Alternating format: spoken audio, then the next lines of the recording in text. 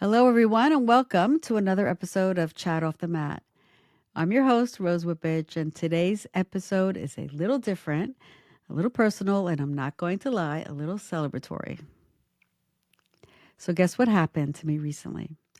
I was named one of the top 50 over 50 podcasters. Can you believe it?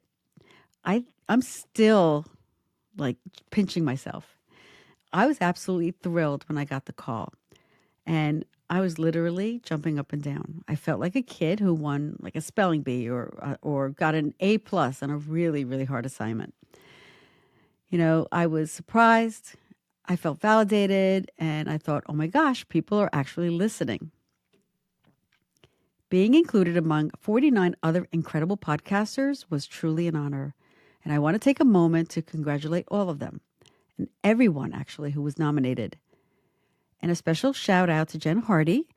She's not just an amazing podcaster and content creator, but she's the creative energy and genius behind Jen Hardy Media that organized this program, this recognition program.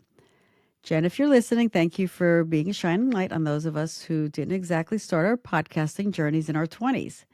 And you inspire us. This recognition, it got me thinking about what podcasting really means to me. There are literally millions of podcasters out there. But this craft goes beyond having a laptop and a microphone set up in your basement, which is exactly where I record. So I want to paint a picture of what podcasting actually looks like behind the scenes. For those of you who don't know, we podcasters spend countless hours in our makeshift studios. And some people actually have a studio in their closet, right? So we're constantly looking for amazing guests, scheduling them, crafting thoughtful interview questions, reading their books if we have the time, or doing research on their work, conducting the interviews, editing out all the ums and awkward pauses, uploading the audio, right? Doing the show notes and all that stuff. And then there's the video version on YouTube. And then there's the social media promotion. And that is a job in and of itself. It's a whole separate job. It's a lot of work. This whole thing is a lot of work. And I do all of this on my own. I don't have a VA. Some people have a VA, and that's great. I just don't. And maybe one day I will. But right now, I'm good. And I'm having a lot of fun. And, let's be honest, a lot of us aren't making a fortune. So hiring a VA may not be in the picture right now. And we do it, like I said, because we love to. I really enjoy doing all of these pieces of work. I feel productive. I feel inspired every time I want to reach out to some guest who may want to be on my show. And I just love all the components of doing this. But the real reason is because I believe that I have a message, or that my interviewees, my guests, have messages worth sharing, and that the audiences might really benefit from hearing them. And listen, download numbers, they're a great validation. Don't get me wrong. I check my numbers often, but what really keeps me going are the little things. Like that one person who leaves a heartfelt 5-star review. Or that friend who texts after an episode and says, "Hey, that really spoke to me today." Or fellow podcasters who offer to share their work or to share my work, meaning they promote my podcast as well. These moments, they're golden. So this award, it's not just mine. It belongs to so many people who make this podcast possible. It's for everyone who ever listened to an episode of Chat Off the Mat. It's for my family who somehow manages to tiptoe around the house when I'm recording, or who come running when I need an emergency tech rescue. It's for the other podcasters who inspire me to up my game every single week, and for others who help me amplify my voice. Most importantly, it's for every single guest who has shared their time, expertise, and vulnerability with me and with all of you. I'm especially grateful for those who take the time to share the episodes that they're on, right? Because that really helps. If they share their episodes on social media, then they get the exposure, and so do I. So that's really, really, really helpful. But sometimes they say you can provide them with pre-written posts and graphics, but you can't force them to hit share. And that's totally fine too. I love them no matter what. Chat Off the Mat began as a collaboration with a friend. We were learning as we went, figuring things out through trial and error. And we took a little break before I decided to take over solo. And I'm really glad I did. This podcast has fulfilled a childhood dream of mine. That's right. You didn't know this, but I always wanted to be a newscaster, specifically a sportscaster, during a time when there were very, very few of them, maybe one. My career path took a completely different direction, but somehow decades later, the universe circled back and gave me a microphone anyway. And it came at exactly the right time, when I was ready to commit to it. You know, we often talk about finding our life's purpose as if there's just one, but I've learned that we have many purposes throughout our lives, and they reveal themselves when we're ready. This podcast just happens to be one of mine. For anyone listening who's thinking about starting a podcast, especially those of you that are saying, I'm too old for this, I have one piece of advice for you. Do it. You're not too old. There are so many podcasters out there that are in their 70s, some in their 80s. There are podcasters out there, and you can be one too. But please make sure that whatever you do, whether it's podcasting or anything else, have fun.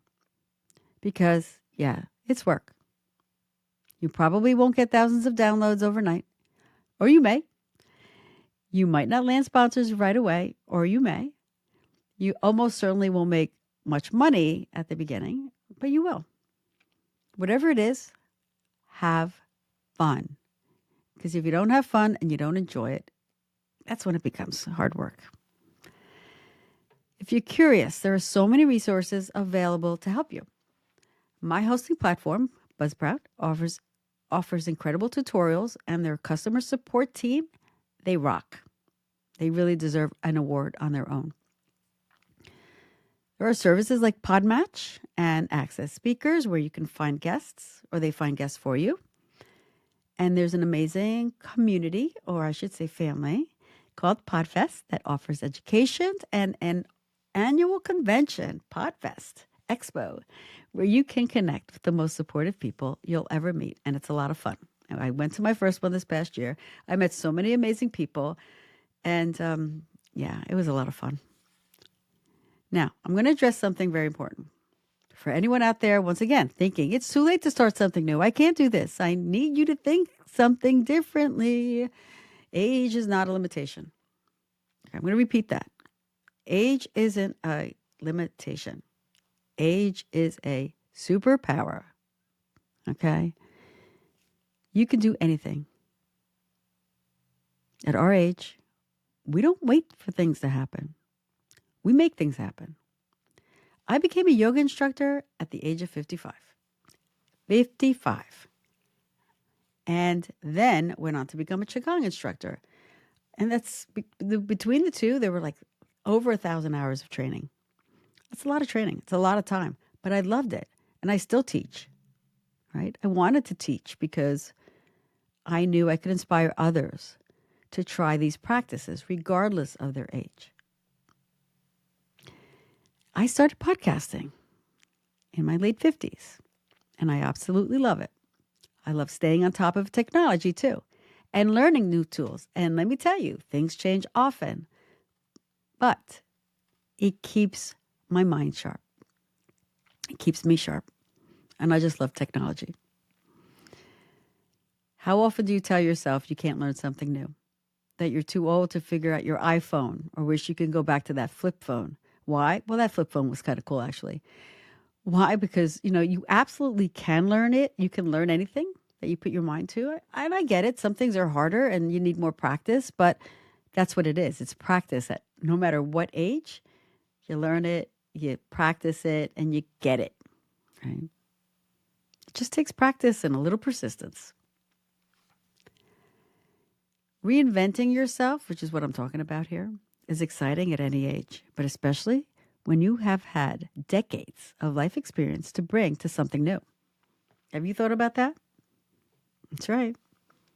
And it all begins with curiosity. I want you to think about something right now. Has there ever been something you wanted to pursue, but life got in the way? Maybe a hobby, a skill, career path, whatever it is.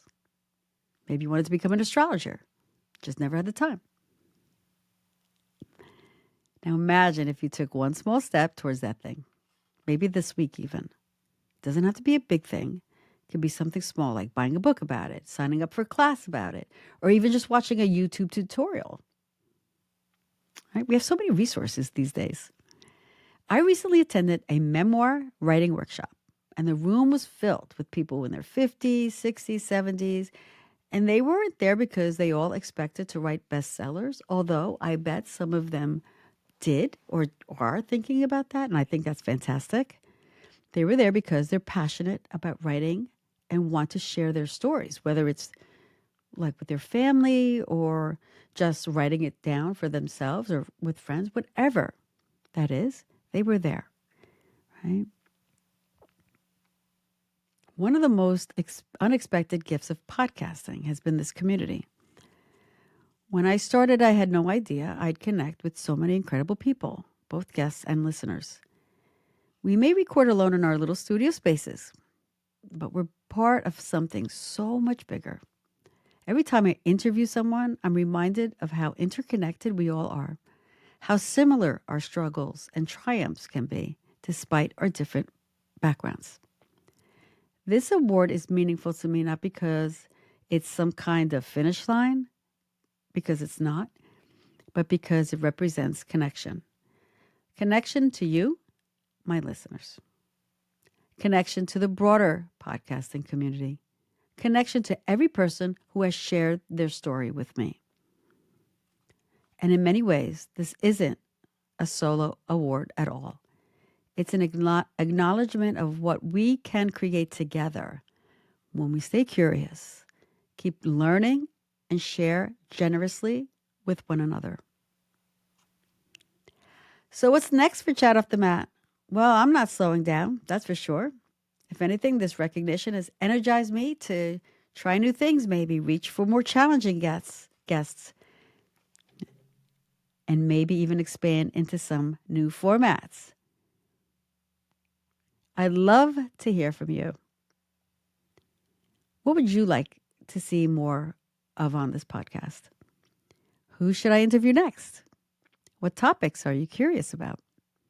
Drop me a message on social media or at rose@rosewhippich.com and let me know.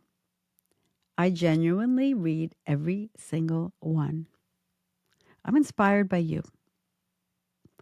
And if you've been thinking about starting your own creative project, whether it's a podcast or anything else, consider this your sign.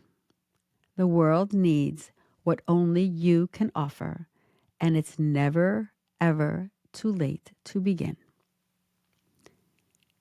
Before I wrap up today, I want to thank you again. Yes, you specifically, for being a part of this journey.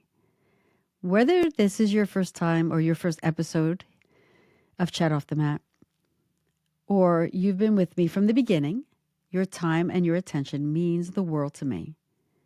This top 50 over 50 recognition is wonderful, but the real prize is getting to connect with you every week or every other week. So keep listening, keep sharing, and most importantly, keep growing, no matter what age you are. Until next time, this is Rose Whippich from Chat Off the Mat, reminding you that new beginnings don't have an expiration date.